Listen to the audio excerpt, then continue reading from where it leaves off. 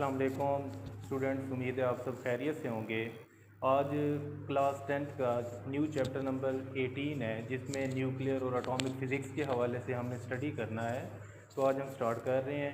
आज का जो इंट्रोडक्शन है, इस चैप्टर के अंदर हमने पढ़ना जो है वो उसके कुछ बैकग्राउंड है, एटम के हवाले से है, atomic number, mass number, radiation, natural radio activity क्या होती है। उसके अलावा हमारे पास जो मेन इसके अंदर हैं वो आपके पास है कि न्यूक्लियर फ्यूजन रिएक्शन क्या होते हैं, फ्यूजन रिएक्शन क्या होते हैं, सन के अंदर किस तरह के आपके पास रिएक्शन होते हैं, न्यूक्लियर ट्रांसम्यूटेशन क्या होती है। और इसके अलावा एट द एंड हमारे पास जो मेन हमारे पास है, जिसके अंदर हम क्या कहते हैं, हाफ लाइफ वगैरह स्टूडेंट्स मेन टॉपिक है, और उससे रिलेटेड हमारे पास न्यूमेरिकल्स हैं, ठीक है, उनको हम डिस्कस करेंगे। तो आज हमारी ये फर्स्ट वीडियो है। इस वीडियो के अंदर हम पहले 3 टॉपिक्स जो है उनको हम स्टडी करेंगे, 18.1, 2 एंड 3। तो चलते हैं हम अपने मेन टॉपिक की तरफ।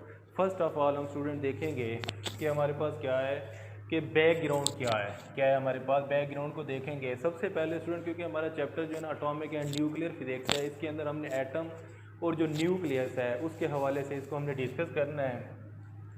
तो इसके हवाले से हम चेक करते हैं। फर्स्ट हमारे पास बैकग्राउंड है, जिसके अंदर ये बताया हुआ है कि सबसे पहले जो है 585 BC के अंदर स्टूडेंट सबसे पहला साइंटिस्ट डेमोक्रिटस था, ग्रीक साइंटिस्ट था। उसने इजाद किया था कि आपके पास जो एटम है वो इंडिविजिबल है, उसको मज़ीद डिवाइड नहीं किया जा सकता। तो ये आपके पास था। उसके बाद थोड़ा सा बैकग्राउंड के अंदर जो लिखा हुआ है वो ये है कि 1911 के अंदर स्टूडेंट्स रदरफोर्ड एक साइंटिस्ट था, जिसने central part of the atom जो है, जिसको हम न्यूक्लियस कहते हैं, उसको दरियाफ्त किया। तो उसके बाद स्टूडेंट्स हम यहाँ पे कुछ टर्म्स हैं, डेफिनेशंस हैं, उनको हम डिस्कस करेंगे। सबसे पहले atomic number. Students atomic number क्या होता है? Simply number of the proton present in the nucleus. और इसको हम किससे रिप्रेजेंट करते हैं? Z के साथ रिप्रेजेंट करते हैं। सेम इसी तरीके से न्यूट्रॉन नंबर है, नंबर ऑफ द न्यूट्रॉन, जो कि नाम से भी शो हो रहा है, प्रेजेंट इन द न्यूक्लियस, उसको हम किससे शो करते हैं? कैपिटल M के साथ। इसके अलावा स्टूडेंट्स हमारे पास है एटॉमिक मास। एटॉमिक मास क्या होता है कि हमारे पास sum of the proton and the neutron present in the nucleus, इसको हम क्या कहते हैं? एटॉमिक मास कहते हैं। और इसको हम रिप्रेजेंट करते हैं कैपिटल A के साथ। अगर इसको हम मैथमेटिकल लिखें, A is equal to Z प्लस N है। उसके बाद स्टूडेंट नेक्स्ट हमारे पास है डिफाइन आइसोटोप, गिव एग्जांपल। तो आइसोटोप क्या होते हैं? आइसोटोप बेसिकली आपके पास ऐसे एलिमेंट्स होते हैं जिनके एटॉमिक नंबर तो सेम होता है, लेकिन उनका जो एटॉमिक मास है, या आप दूसरे तौर पे ये कह सकते हैं कि मास नंबर जो है वो क्या होता है? डिफरेंट होता है। इसकी एग्जांपल आपके पास है, जिस तरह हाइड्रोजन है, कार्बन है, डिफरेंट एलिमेंट्स हैं, उनके different type of the isotopes हैं। फॉर एग्जांपल हाइड्रोजन के स्टूडेंट 3 आइसोटोप्स हैं, जो कि आपको यहाँ पे शो हो रहा होगा। हाइड्रोजन 1 नीचे वाला जो है वो एटॉमिक नंबर होता है, ऊपर वाला क्या होता है स्टूडेंट? एटॉमिक मास होता है। तो इसके अंदर देखें आपके पास ये जो एटॉमिक मास है ये क्या हो रहा है? चेंज हो रहा है। क्या हो रहा है? ये चेंज हो रहा है। और इनके स्पेसिफिक नेम है। हाइड्रोजन का जो फर्स्ट है इसको हम क्या कहते हैं? प्रोटियम। सेकंड वाले को ड्यूट्रियम। और थर्ड वाला जो आइसोटोप है इसको हम क्या कहते हैं? ट्रीटियम कहते हैं। क्या कहते हैं स्टूडेंट? इनको ट्रीटियम कहते हैं। तो ये बहुत इंपॉर्टेंट शॉर्ट क्वेश्चन है, ठीक है। डिफाइन आइसोटोप्स, ठीक है, राइट, गिव एग्जांपल। तो ये था हमारा first topic. Second topic student हमारे पास है नेचुरल रेडियो एक्टिविटी के हवाले से है कि नेचुरल रेडियो एक्टिविटी क्या है।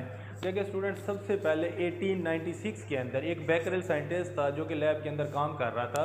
तो उसके अंदर यूरेनियम साल्ट जो है उसके कुछ क्रिस्टल थे। उसने जाके अगले दिन देखा कि उससे कुछ रेज जो है ना वो इमिट हुई हैं, और जो फोटोग्राफिक प्लेट है ना उनके ऊपर वो क्या है? उसके ऊपर वो उसके रेज जो है ना उनके निशान आते हैं। तो उसने ये फर्स्ट टाइम जो है ना इंडस्ट्री लैब के अंदर ये हुआ था, और एक्सीडेंटली ये प्रूव किया गया था। कोई ये इरादतन नहीं किया गया था, ख़ास रिसर्च नहीं थी, बल्कि एक्सीडेंटली ये फिनोमेना नेचुरल रेडियो एक्टिविटी का डिस्कवर हुआ। उसके बाद स्टूडेंट्स 2 साइंटिस्ट थे, Marie Curie and her husband, मतलब मैरी क्यूरी और उसका जो हस्बैंड था, ठीक है, पेरी। इसने क्या किया था स्टूडेंट्स? इन्होंने मज़ीद जो है ना इसके ऊपर रिसर्च की, और रिसर्च करने के बाद उन्होंने जो है ना 2 नए जो एलिमेंट्स हैं, पोलोनियम और जो आपके रेडियम है, ये 2 आपके पास हैं। ये एलिमेंट्स उन्होंने क्या है? आर्टिफिशियली ईजाद किए लैब के अंदर, कि ये भी वो एलिमेंट्स है जिनके अंदर से रेडिएशन जो है ना वो इमिट होती हैं। उसके बाद स्टूडेंट यही वाला जो प्रोसेस है कि इसी को ही मैरी क्यूरी ने क्या नाम दिया था? नेचुरल रेडियो एक्टिविटी का। तो उसके बाद है रेडियो एक्टिविटी। स्टूडेंट्स होती क्या है रेडियो एक्टिविटी? मतलब ये है कि आपके पास ऐसा फिनोमेना जिसके अंदर आपके पास जो अनस्टेबल न्यूक्लियाई होते हैं वो अपने अंदर से रेडिएशन क्या करते हैं, इमिट करते हैं। तो ये जो प्रोसेस होता है इसको रेडियो एक्टिविटी कहते हैं। और वो एलिमेंट्स जो रेडिएशन इमिट करते हैं उनको हम क्या कहते हैं, रेडियो एक्टिव एलिमेंट्स कहते हैं। फॉर एग्जांपल आपके पास यूरेनियम भी है, पोलोनियम भी है, रेडियम भी है, ये इसके एग्जांपल्स में हम कर सकते हैं। उसके बाद स्टूडेंट नेक्स्ट आपके पास है, ये भी शॉर्ट क्वेश्चन है क्योंकि आज का हमारा पूरा का पूरा जो पोर्शन है वो शॉर्ट क्वेश्चन पे है। तो टॉपिक 18.3 है जिसके अंदर बताया हुआ है बैकग्राउंड रेडिएशन क्या है। क्या है स्टूडेंट, बैकग्राउंड रेडिएशन क्या है, what are the background radiations.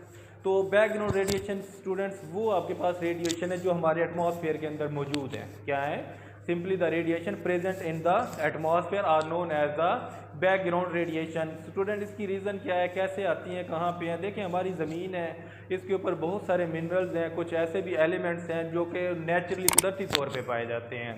तो वो अपने अंदर से रेडिएशन हर टाइम इमिट करते रहते हैं। फॉर एग्जांपल जिस तरह यूरेनियम है हमारे पास, ठीक है, in the form of the mineral जो है ना वो मौजूद है एटमॉस्फेयर के अंदर, ठीक है। उससे जब निकालते हैं तो वो नेचुरली वैसे भी क्या करता है, रेडिएशन इमिट करता रहता है। सो ऑन, इस तरह से और भी कई बार सारे एलिमेंट्स हैं वो भी रेडिएशन इमिट करते रहते हैं। तो जो कुदरती तौर पे हमारे एटमॉस्फेयर में मौजूद है उनको हम क्या कहते हैं, बैकग्राउंड रेडिएशन कहते हैं। उसके बाद स्टूडेंट दूसरी है कॉस्मिक रेडिएशन। देखें ऐसी रेडिएशन जो हमारी एटमॉस्फेयर में नहीं है बल्कि कहाँ से आती हैं, बाहर आउटर स्पेस से आती है। कहाँ से आती हैं, आउटर स्पेस से आती हैं। उनको हम क्या कहते हैं, कॉस्मिक रेडिएशन कहते हैं, ठीक है। और इन रेडिएशन के अंदर कौन कौन सी चीज़ें इन्वॉल्व हो सकती हैं, प्रोटॉन है, इलेक्ट्रॉन है, और जो हमारे पास अल्फा पार्टिकल्स हैं, ठीक है, वो कॉस्मिक रेडिएशन के अंदर आती हैं। सिंपली बैकग्राउंड वो हैं जो एटमॉस्फेयर में मौजूद हैं, कॉस्मिक वो हैं जो रेडिएशन एटमॉस्फेयर में नहीं है बल्कि आउटर स्पेस से आती हैं, उनको हम कॉस्मिक रेडिएशन कहते हैं। सेकेंडरी रेडिएशन स्टूडेंट, अब सेकेंडरी रेडिएशन क्या होती हैं? बेसिकली आपके पास ये जो कॉस्मिक रेडिएशन हैं ये ज़मीन के ऊपर जो हमारे पास क्या है, डिफरेंट जो एटम्स हैं उनके साथ ये रिएक्ट करती हैं। रिएक्ट करने के बाद हमारे पास जो new type of the radiation जो है ना वो जनरेट होती है, उस रेडिएशन को हम क्या कहते हैं स्टूडेंट्स, सेकेंडरी रेडिएशन कहते हैं। तो स्टूडेंट्स आज का ये था हमारा लेक्चर जिसके अंदर हमने क्या किया, ये 3 टॉपिक्स को डिस्कस किया। आज का हमारा जो शॉर्ट क्वेश्चन पोर्शन शामिल था, इसके अंदर कोई लॉन्ग क्वेश्चन शामिल नहीं है। आपसे पूछे जा सकते हैं कि बैकग्राउंड MCQs में आ सकता है, atomic number, neutron number, atomic mass definition है, आइसोटोप भी डेफिनेशन है। उसके अलावा नेचुरल रेडियो एक्टिविटी क्या होता है, रेडियो एक्टिविटी और रेडियो एक्टिव एलिमेंट्स क्या हैं, ठीक है। कोई से 2 जो आपके पास आर्टिफिशियल आपके पास जो एलिमेंट्स हैं उनके जो है ना आपने नाम बताएं, ठीक है। इसके अलावा आपके पास कॉस्मिक और बैकग्राउंड रेडिएशन में क्या फ़र्क है, what do you know about the secondary radiation. तो ये था स्टूडेंट्स आज का हमारा टॉपिक। उम्मीद है आप लोगों को समझ आ गई होगी। तो अगर नहीं आएगी तो ध्यान से एक दफ़ा वीडियो देखिएगा। थैंक यू, अल्लाह हाफिज़।